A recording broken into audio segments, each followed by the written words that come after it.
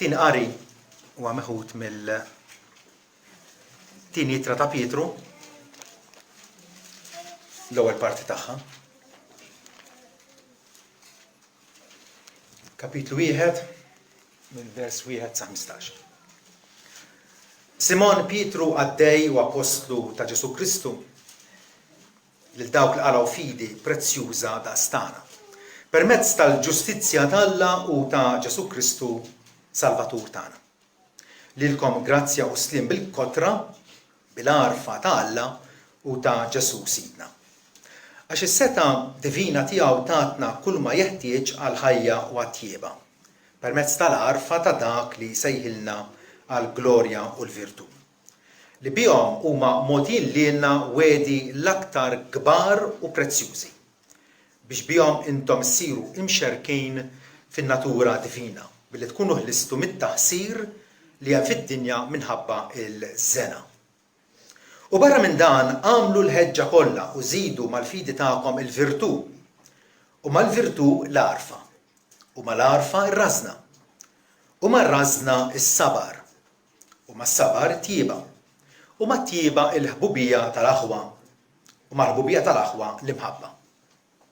Għax jekk ikolkom fikom dal-ħwejjeġ u bil-kotra ma jħallukomx firħa jew bla frott għall-għarfa ta' Sidna Ġesu Kristu. Min m'għandux dal-ħwejjeġ huwa għama ma jarax fil-bogħod u nesa li kien imnaddaf minn nubietu ta' darba. Għalhekk ħudi, aktar għandu ikolkom ħerqa biex issaħħu l-għażla u s-sejħa tagħkom. Jekk tagħmlu dan ma taqgħu qatt, hekk tingħatalkom fil-wisa daħla fis-saltna ta' dejjem ta' Sidna u Salvatur tagħna Ġesu Kristu.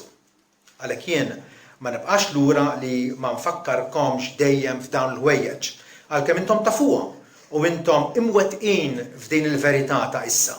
Iva jidher li l-għaxira li kemm indum f'din it-tinda għandi nżommkom imqajmin billi nfakkarkom. Għax naf li dalwaqt ikolli nitlaq it-tinda tiegħi bħalma għarrafni Sidna Ġesu Kristu. Barra minn dan, jiena nħabbrek biex wara t-tluq tiegħi tkunu tistgħu dejjem tiftakru f'dawn il-ħwejjeġ. Tajb, 15 ilu bdejna biex nitkellmu dwar il-fatt illi kwalunkwe bniedem minn stat ta' telfien jista' jgħaddi għal stat ta' salvazzjoni.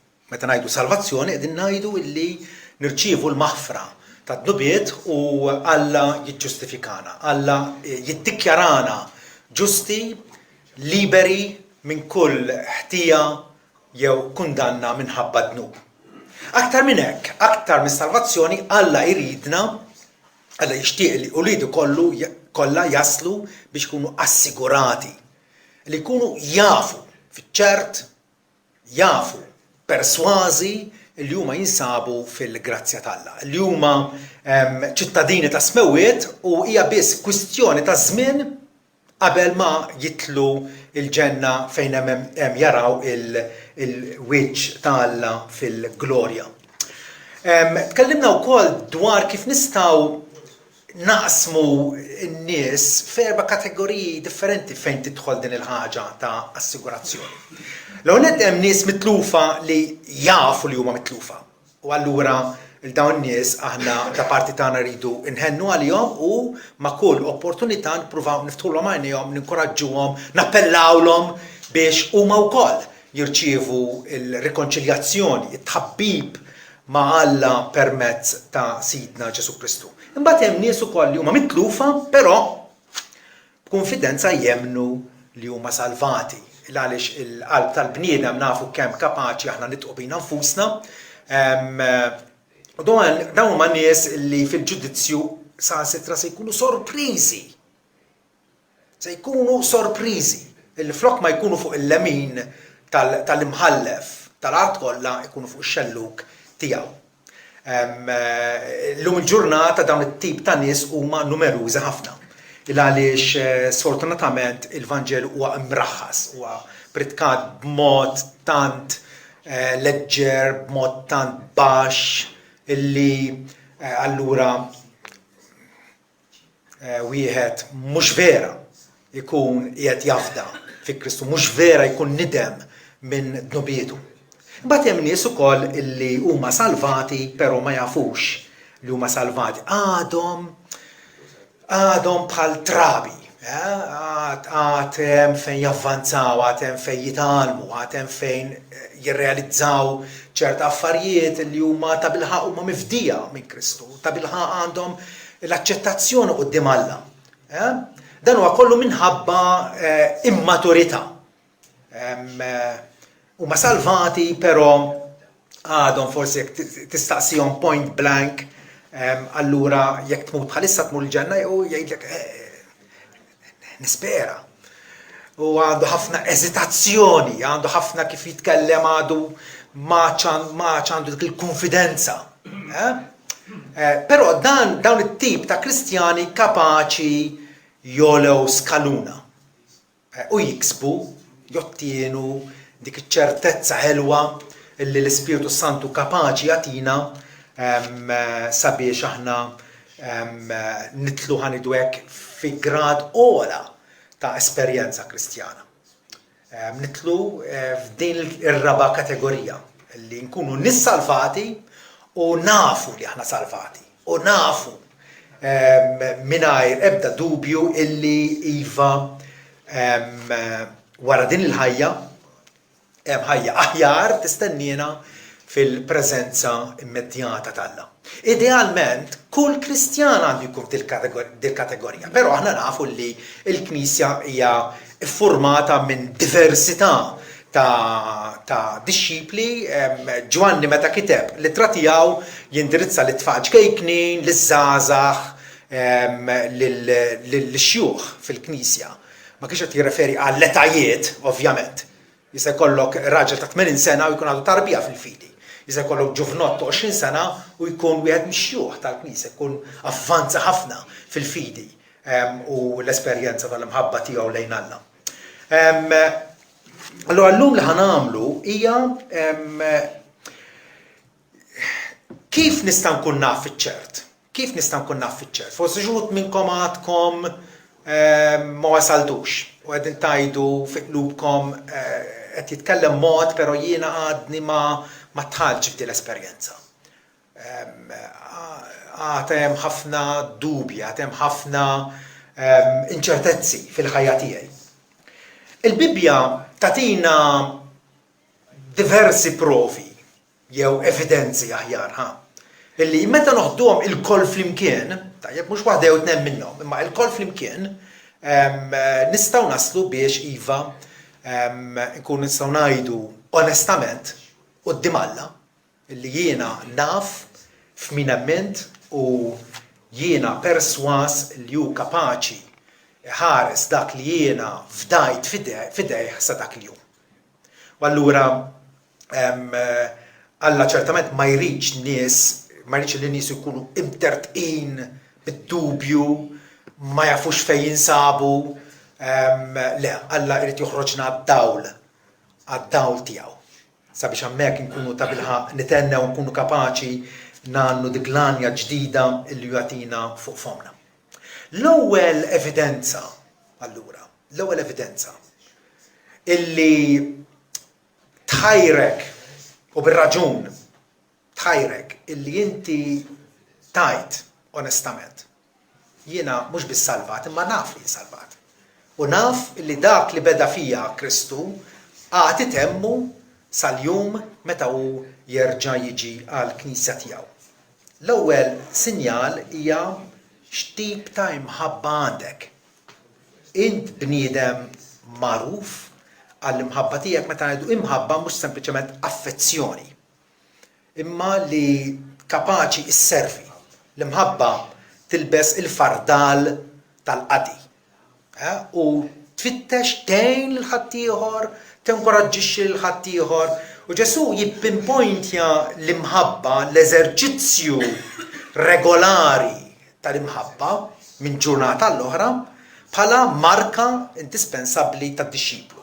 U jgħid id-dixxiplu id-dixxipli tiegħi jingħarfu minn propjament kemm jafu jħobbu. B'dan jaraf kulħadd illi intom dixxipli tiegħi. Jekk għandkom l-imħabba lejn xulxin.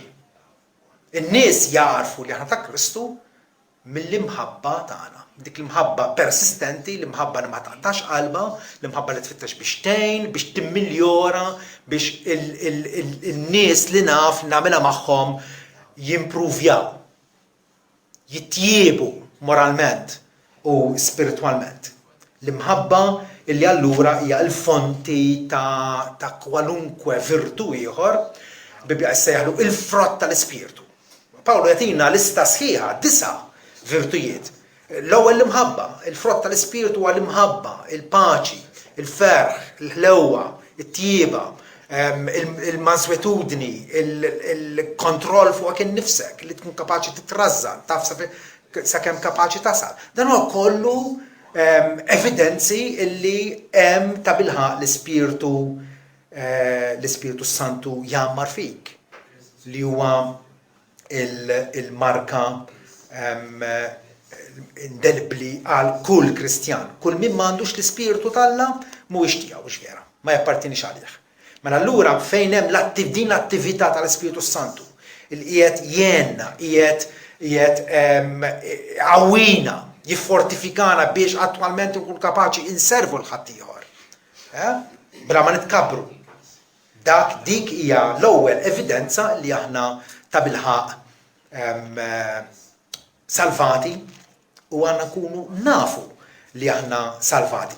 Difatti Ġwanni l-Apostlu fl-ittra tiegħu kapitlu 3 vers 14 jirraġuna hekk u jgħid aħna nafu li għaddejna bil-mewt tal-ħajja.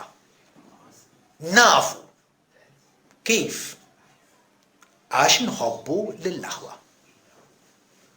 Nafu illi ġejna trasferiti mis-saltna ta' dlam għas-saltna ta' Ibnu l-Maħbub mill-fatt illi għana nħobbu lill-aħwa. Min ma jħobbx infatti jgħix fil-mewt. Min dan għarafna l-mħabba talla għax hu ta' ħajtu għalina u aħna għandna nagħtu ħajjitna lill-aħwa. Nkunu disposti sabiex inservu li xulxin. Nagħtu ħajtna l-aħwa bil-martirju jista' jkun. Improbabbli ħafna naħseb jiena fil-soċjetà tagħna, ma min jaf.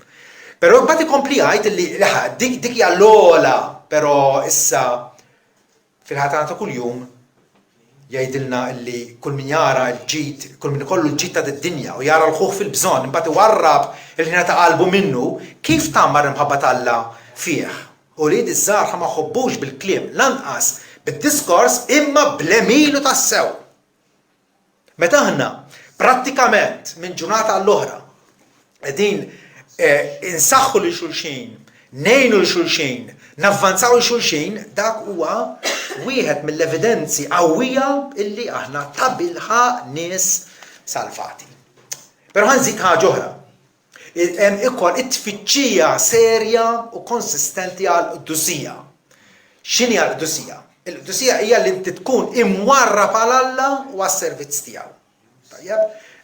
Illi inti fik innifsek ikun hemm dan ir-raġunar illi jiena nobod u nistmerdnu u fl-istess ħin infittex u nitaxxaq fis-sewwa.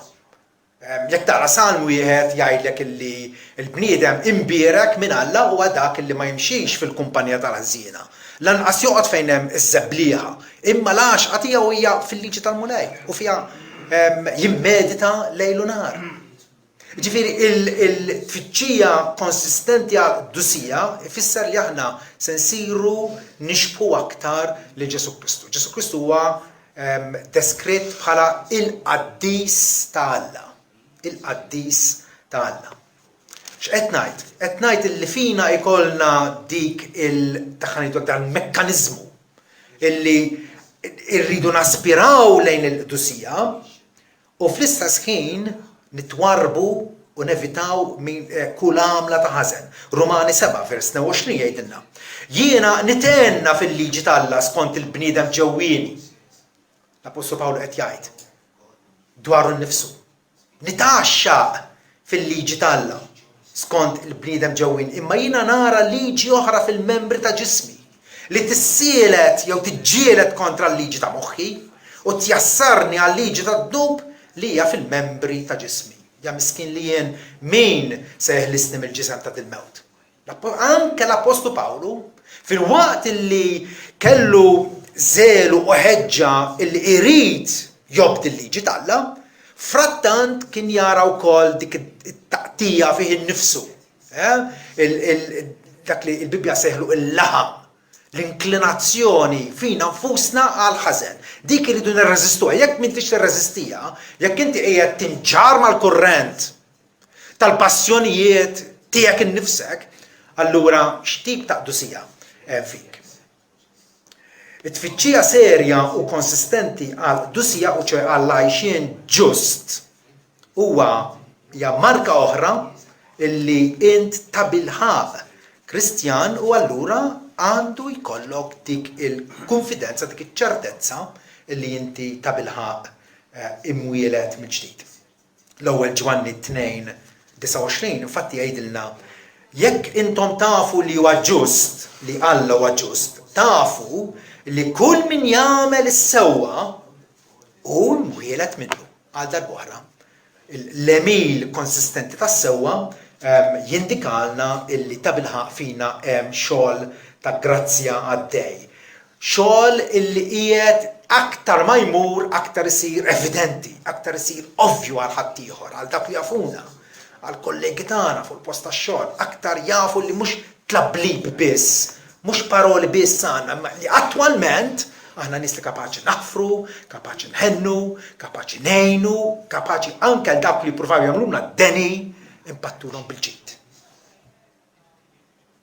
Apostlu Pietru fil-littra il-pass li qrajna dal-għodu, infatti għandu dan il-ħsieb impressjonanti ħafna. Fejtinna żidu mal-fidi tagħkom, issa li emmintu l-Vanġelu, żidu mal-fidi tagħkom il-virtù, ir-rażna, l-arfa, it-tjieba, il-ħbubija tal-aħwa u fuq kollox l-imħabba. Pietru ma jridniex li l-fidi tagħna tkun firħa, tkun vojta, imma li attwalment tkun abbundanti, fertili fiex, fertili f'dawn il-virtujiet. Illi bekk allura nkunu qegħdin nuru li aħna ta' bilħaq disċipli ta' Sidna Ġesu Kristu.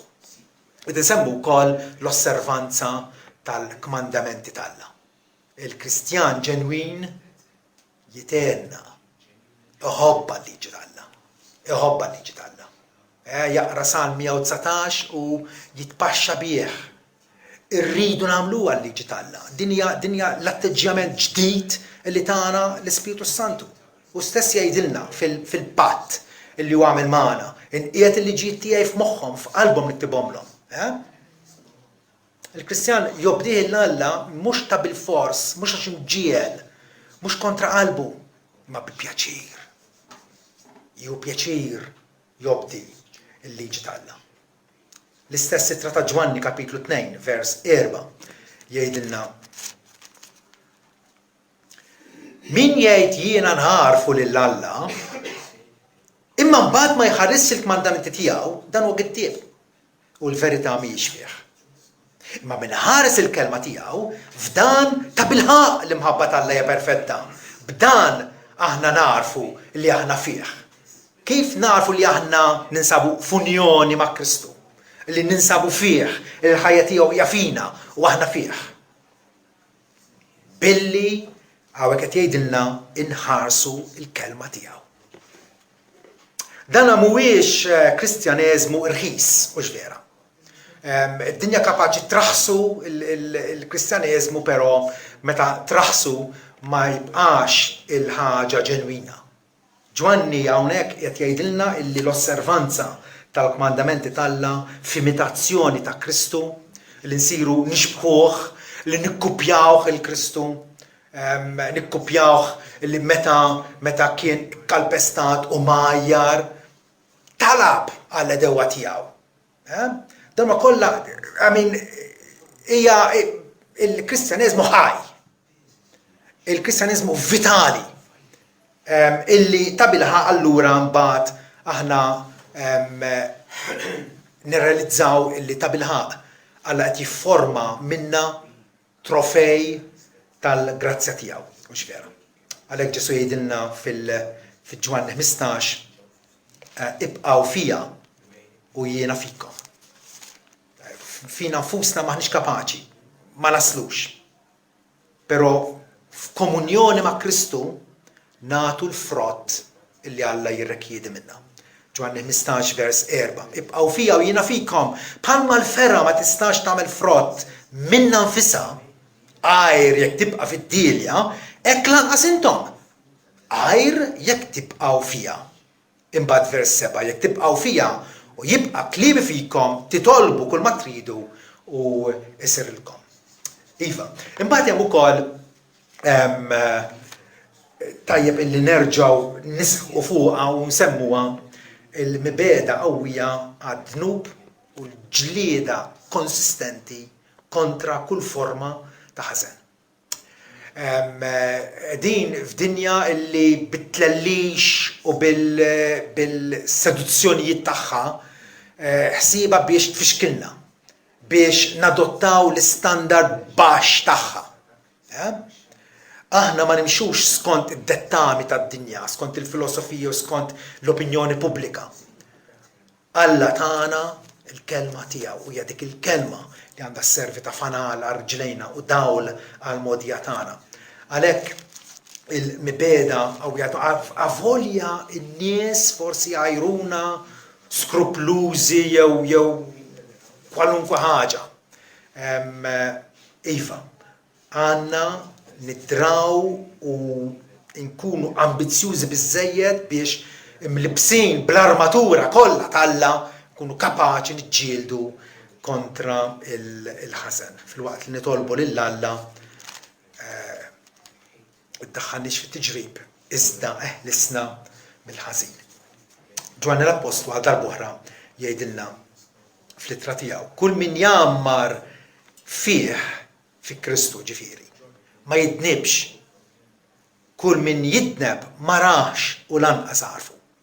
Kull min jammar fih ma jidnibx, ma jfissirx li ma jagħmel ebda dnub, imma ma jipprattikax id-dnub.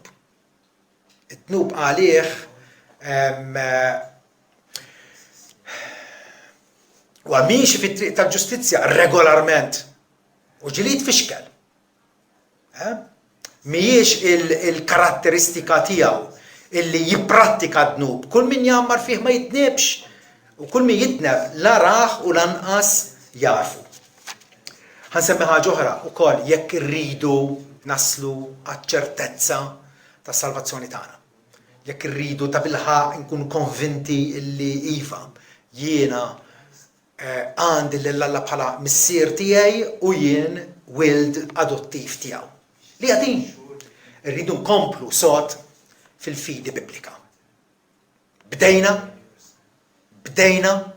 il-għajna l-Evanġelju tajna merħba fil-ħajja tagħna lil Sidna Ġesu Kristu u narfuh bħala il-tajjeb kollu tagħna, il-fiduċja u t-tama kollha tagħna, irridu nkomplu fih.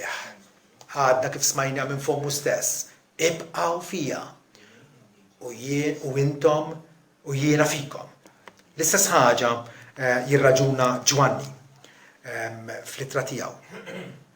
Kapitlu 2 vers 23 fejn jgħidilna kull min jiġħad lill-liben lanqas għandu lill-missier, imma min jistqar lill-liben għandu l-missier ukoll. Tistqar lill-liben kif inhu ta' bilħaq, kif inhu Ġesu Kristu huwa Alla liben li sar bniedem bħalna f'kull sens minn barra id-dnub. Dak huwa liben. Mi jistqar liben għandu l-missier ukoll. Ħajibqa' fikom mela dak li intom smajtu mill-bidu. Ma nistgħux aħna ninnegozjaw il-Vanġelu. Dak l-istess Vanġelu aħna lqajna meta konvertejna rridu nżommu sħiħ miegħu. Jekk jibqa' fikom dak li smajtu mill-bidu, tibqgħu intom ukoll fl-liben u fil-missier. U din hija l-weda li wedna, il-ħajja ta' dejjem. Għal dawk li jibqgħu leali lejn l-Evanġelju, dawn hawnhekk għandhom il-weda li ma tinkisirx tagħna, il-ħajja ta' dejjem. L-Evanġelju u tkomplija tagħna fih huwa s-sine qua non, il-ħaġa indispensabbli għal dawk kollha li jixtiequ jaslu biex ikunu ċerti mis-salvazzjoni tagħhom. Pawlu fil-littra tiegħu l-Korintin jgħid li bl-Evanġelju li intom ilqajtu li żommu sħiħ miegħu bieħu wkoll intom salvati jekk iżommu f'moħħkom dak li xandartilkom għax inkella tkunu emmintu għal xejn. Ġifieri, jekk hemm persuna li beda u tagħna kull impressjoni li huwa jemmen l-Evanġelju però mbagħad ma jkomplix fih, dana ma nistgħux ngħidu li huwa bniedem salvat.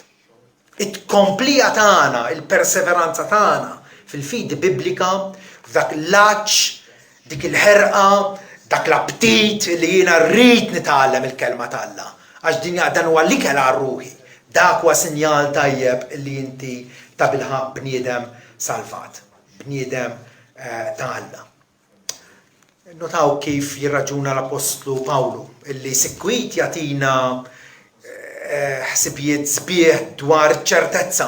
Però fl-ittra lill-Kolossin, kapitlu 1, vers 23, jgħidilna li hemmhekk fejn darba aħna konna mbedin u għedewwa ta' Alla minħabba l-opra ħżiena tagħna, issa Alla rrikonċiljana, Alla ħabbibna miegħu. Wafat, aħna ħbieb ta' Alla, imdaħlin fid-dar tiegħu. Alla ħabbibna fil-ġisem tal-aħmu permezz tal-mewt biex jippreżentakom qaddisin u bla teba u bla għajb qudiemu. Pawlu qed jgħidilna illi bil-mewt u r-reżurrezzjoni ta' Kristu aħna imħabbin magħna u għad nkunu ppreżentati qudiemu b'ferħ kbir għal glorja tiegħu stess. Però is-sentenza tkompli hawnhekk. Is-sentenza tkompli. Jekk tkomplu fil-fidi. Da jiġri, jekk tkomplu fil-fidi, imsejsinu fis-sod, bla ma titħarku mit-tama tal-Evanġelju li intom smajtu. Daqshekk huwa il-ħajja tagħna l-Evanġelju. Illi aħna il-fiduċja tagħna, d-dipendenza tagħna tkun kompletament fuq Sidna Ġesu Kristu. U illi waħdu għamel purifikazzjoni għad-nubiet kollha tagħna. U li huwa ir-rappreżentant tagħna quddiem il-Missier. U li huwa moti għalina biex jipproteġina u biex imexxina tul dan il-pellegrinaġġ tagħna. Jekk tkomplu fil-fidi. Allora jiena nkwetat forsi ngħid min jaf 5 snin oħra nkunx qed inkompli fil-fidi. Ir-raġunament tagħna m'għandux ikun hekk però. Ir-raġunament tagħna hija li bħalissa qiegħed inkompli fil-fidi. Għax jekk jien qed nagħti evidenza illi l-grazzja tal-Alla ta' bilħaq hija operattiva fiha, m'għandix għalfejn ninkwieta fil-futur. Jekk għandi l-oġġett ġenwin bħalissa, Alla ċertament iwiedni illi hu ma jieħdux lura. Mhux se jċaħħadni mill-lotjiet tiegħu.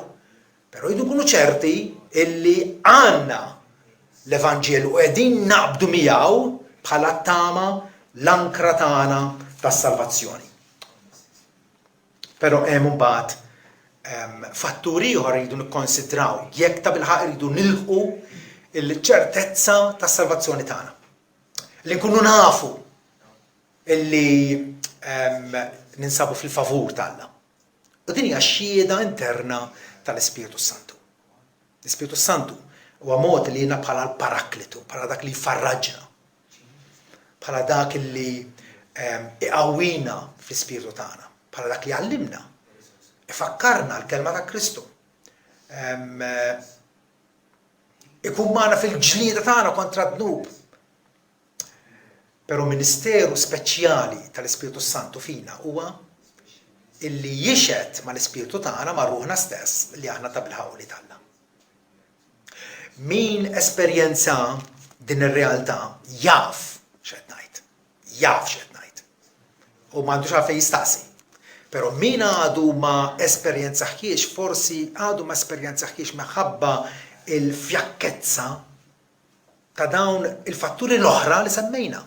Il-mixja tagħna fl-imħabba, it-tfittxija tagħna għal-qdusija, l-osservanza tal-komandamenti tagħna, il-mibeda tagħna fit-dnub, jew forsi għadek qiegħed ċaqlambuta dwar l-Evanġelju u wiex minnu jew le. L-Ispiritu Santu però għal dawk li mexjin lealment bħala disċipli ta' Ġesu jixed mal-ispirtu tagħhom. Ikun ħajdu hekk qisu s-siġill fuq l-opra talla li hu qed jaħdem fina u permezz tagħna. Rumani 8, Pawli jitkellem fuq hekk. Vers 14.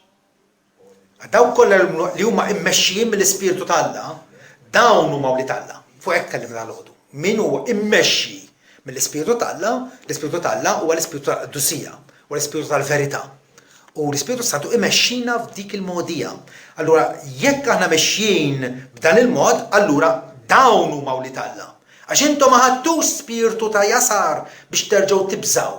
Imma ħadtu jew irċivejtu spiritu ta' adozzjoni li bih ngħidu Abba Missier. Qabel Alla kien imbiet minna jew pjuttost astratt jew konna ħarsu lejh bħala sempliċement imħallef li lest li kastiga u ma nsibu bda faraġ fih. Issa narfuh bħala Abba Missier. L-Ispiritu nnifsu jixed ma l-Ispiritu tagħna li aħna uliet Alla. U jekk uliet, aħna wkoll werrieta. Werrieta t'Alla u werrieta ma' Kristu għax miegħu imbagħdu biex miegħu wkoll nkunu glorifikati flimkien.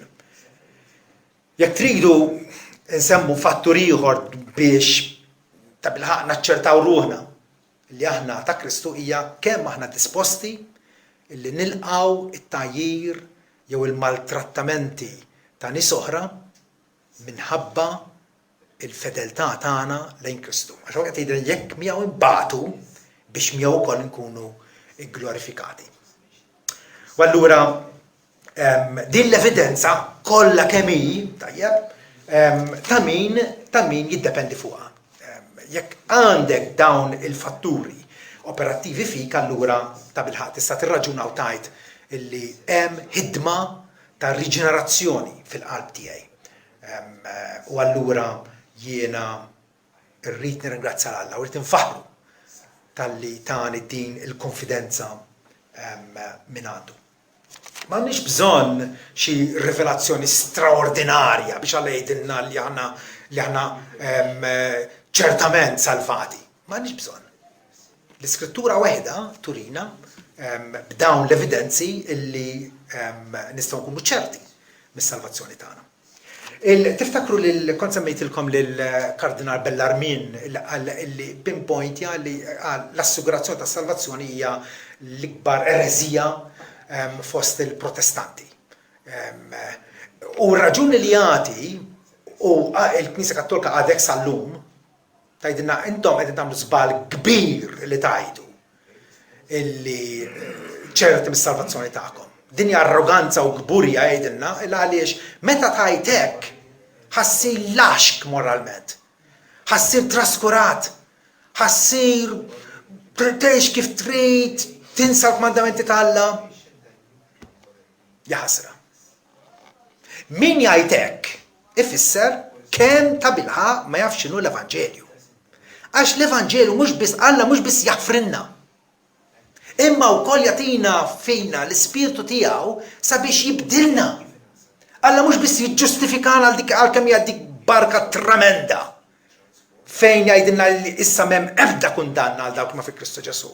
Imma wkoll jissantifikana, jqaddisna, jibdilna, ma jħalliniex marbutin mal-passjoni ħżina tagħna, mad-dnub, mal-vizzju. Min jgħid illi jekk ikonna l-assigurazzjoni l-individwu jista' jidneb kemm irid, hija ħasra nerġa' ngħid, il għaliex ma jafx x'inhi l-esperjenza Kristjana. Ma jafx x'inhi. Il-Kristjan attwalment miet ma sib, jekk inti Kristjan, inti mejjed. Mejjed għad-dnub. U l-Kristjan jafa din. Pawli jgħid nistgħu nidimbu biex doktor il-grazzja? Jirrispondi immedjatament li jgħid me genojto. Ma jkun assolutament le. Laqas bis-santa tgħaddilna mir-rasna dil-ħaġa, dil-idea. Għaliex? Ma tafux illi intom mittu ma' Kristu? Jgħidilna Rumani 6. Isimgħu. Kif nistgħu aħna li mitna d-dnub nibqgħu ngħixu fih iżjed? Alla jridna nkunu ċerti U dik iċ-ċertezza mhux tal-li ma tagħmilniex traskurati, imma tagħtina impetu ġdid, motiv ġdid, meta inti ċert mill-imħabba tal lejk. U ċert li xejn u ħadd ma jista' jifirdek mill-imħabba tal-Alla murija fi Kristu Ġesu. Hemmhekk il-rispons tiegħek se jkun jerġa' aktar qawwi. Se jkollok aktar entużjażmu biex isservih l-Alla, biex tobdih, biex tonorah minn ġurnata għall-oħra. Ma tafux li ħafna minna li konna mamdin fi Kristu Ġesu, konna mamdin fil-mewt tiegħu mejtin għad-dnub Pawret jgħid. Mejtin għad-dnub. Aħna konna mitfunin miegħu bil-mamudija fil-mewt biex bħalma Kristu qam mill-imwiet bil-glura tal-missier, hekk ukoll aħna nimxu kif? Fit-tiġdid tal-ħajja. Il-meravilja tal-grazzja tal-Alla. Alla mhux biss jikkanċella d-dejn tagħna, imma jibdilna minn midinbin għal qaddisin. Minn nies inġusti u ħżiena għal nies ġusti illi joġbu lilu. U dana aktar u aktar meta aħna nkunu ċerti mill-qagħda tagħna quddiem Alla. L-Kristjan normalment qatt ma jkun irid jitneb. Jinqabad fid-dnub, jitfixkel iva. Imma nafu illi Kristjan huwa ħolqien ġdid. Jekk wieħed huwa fi Kristu jgħidilna Pawlu huwa ħolqien ġdid. Il-qadim mar issa kollox sar ġdid. Attwalment il-Kristjan huwa wkoll parteċipant fin-natura divina jgħidilna Pietru. Bi kliem qawwi ħafna jgħidilna vers 3 il-seta divina tiegħu tatna kull ma hu meħtieġ għal ħajja u għat-tjieba permezz tal-arfa ta' dak li sejħilna għal glorja u l-virtu li bihom huma moti lilna wedi l-aktar kbar u prezzjużi biex bihom intom issiru imxerkin fin-natura divina. X'jiġifieri imxerkin fin-natura divina? Parteċipanti falla fis-sens li aħna nixbħuh moralment. Jekk Alla huwa ħanin, aħna nsiru ħanina. Jekk Alla huwa mħabba, aħna nitalmu nħobbu. Jekk Alla huwa tajjeb, aħna nuru t-tjieba tiegħu f'dak is-sens. Mhux fis-sens kif jgħidu xi eretiċi li nsiru Alla żgħar. Ovvjament le. Alla ħalaqna bnedmin u nibqgħu bnedmin. Alla wieħed biss. Imxerkin fin-natura divina ifisser li aħna nsiru nixbħu lill-Alla. Pawlu jgħidha b'mod differenti. Ixbħu mela l-Alla bħala awliet maħbuba. U imxu fl-imħabba bħalma huwa wkoll ħabna. Il-Kristjan illi ingħatatu din ċertezza tas-salvazzjoni tiegħu u jitenna fiha u jaf issa differenza bejn qabel fejn kien imħabbad bid-dubji u eżitazzjoni, imissa huwa ċert. Jista' jitlifa dik iċ-ċertezza? Jista' jitlifa? Iva. Il għaliex Alla mhuwiex se iħallina ċerti meta nkunu traskurati fil-mixja tagħna. Meta aħna nisvijaw, meta aħna nejjew, norqdu. L-Iskrittura qatt ma tatina x'nifmu li aħna nistgħu nkunu laxki u nibqgħu bħalli kieku ma tiġi xejn. Minħabba traskuraġi, minħabba negliġenza nistgħu nitilfuha din iċ-ċertezza. Ma jfissirx li bl-indiema u bit-talb nerġgħu niksbuha. Alla huwa tajjeb biżżejjed biex jerġa' idaħħalna f'komunjoni qrib tiegħu. Però iva anke minħabba forsi xi dnub qawwi tfir il-kuxjenza tiegħek tant u tnikket lill-Ispirtu tal-Alla li titlef dik iċ-ċertezza tas-salvazzjoni tiegħek. Għalhekk David fis-Salm tiegħu 51 vers 12 lill-Alla jitolbu wara li jagħmel l-adulterju tafu l-istorja. Din it-talba tandiema lill-Alla jgħidlu rodli il-ferħ tas-salvazzjoni tiegħek. Innutaw, ma jgħidlux rodli s-salvazzjoni tiegħek. David kien salvat u baqa salvat bajb kbir ġab mala fama fuq l-isem tal-Alla bl-adulterju bil-qtil tiegħu u l-bqija. Ma kiet jitolbu rodli il-ferħ. Meta nkunu traskurati, meta nikkompromettu ruħna mad-dnub, nitilfu l-ferħ, nitilfu s-slim, is-sens ta' slim ma' Alla u x'vera. U allura nistgħu nitilfu dik iċ-ċertezza. M'għandniex għalfejn illi nweġġaw lil nfusna hekk. Imma minħabba forsi dik it-tiġriba qawwija għall-arrieda, tiġriba qalila nistgħu iva illi nitilfu il-ċertezza tas-salvazzjoni tagħna. Kemm huwa ikun differenti meta bħal pellegrin il-ħabib tagħna nkunu kapaċi nitkellmu mod ieħor, nkunu kapaċi ngħidu illi aħna nafu fejn ninsabu. Nafu fejn Alla huwa dependibbli, Alla ta' jafdaħ, Alla tagħna kelmtu, ma tinbidilx, lanqasu ma jinbidel u allura nistgħu iva fid-dawl tal-kelma tiegħu naslu biex ikollna dik iċ-ċertezza. Hawnhekk il-Kristjan qiegħed jitkellem ma' formalist u ipokresija. U qiegħed jgħidilhom li intom mhux vera Kristjani, bażikament għax bistu mill-ħajt, ma ddejtux mill-bib id-dejjaq. U ma ċċettawx din il-kritika tiegħu, però kompla biex jirjom l-isbal gravi tagħhom. Però mbagħad ikompli jgħidulhom hekk, jiena ċert, isimgħu da xejn, jiena ċert li meta nasal ma' bib il-belt fil-ġenna ġifieri, sit il-post ċertament li għad jarafni, għax se nkun liebes il-mantar tiegħu. Fejn kienet il-fiduċja tiegħu? Fil-mantar tiegħu. Alla li libbisna bil-perfezzjoni ta' Kristu. Il-perfezzjoni ta' Kristu, daqskemm hu perfett Kristu. Alla jarana bħal perfetti l-uliedu.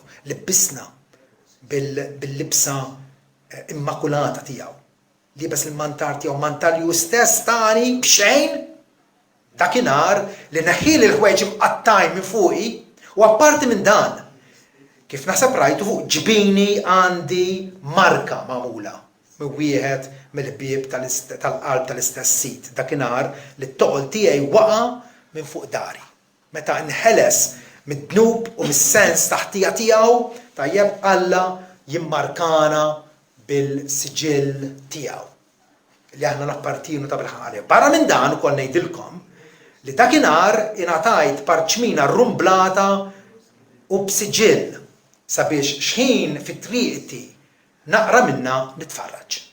Għallulu wkoll biex xħin nasal mal-bib ta' belt is-sema din nippreżenta hemmhekk. Biex bekk inkun ċert illi nidħol. Huwa bniedem mhux qed jafda fih innifsu, għalkemm huwa bniedem qed ifittex it-tajjeb u tifittex li jagħmel is-sewwa, il-fiduċja tiegħu hija f'Ġesu Kristu. Fiċ-ġustizzja tiegħu. Għandu l-parċina rrumblata li sabra minna, aħna għaddejjin kemm inkunu ħafna aktar effettivi bħal ix-xikla Ġesu jekk ta' bilħaq ikollna din iċ-ċertezza. Jiena se ngħidilkom min għadu forsi ambivalenti, dubjus, għamlu kuraġġ. Nitkellmu da xejn kif il-privat, nitkellmu u naraw x'qiegħed iżommok lura. X'qed ifixklek milli tgawdi din il-barka tremenda li Alla għandu, mhux qal uħud minn uliedu, li Alla l-estra tiegħek qal l-ulied kollha tiegħu. Id, jien u kull Kristjan ieħor. Amen.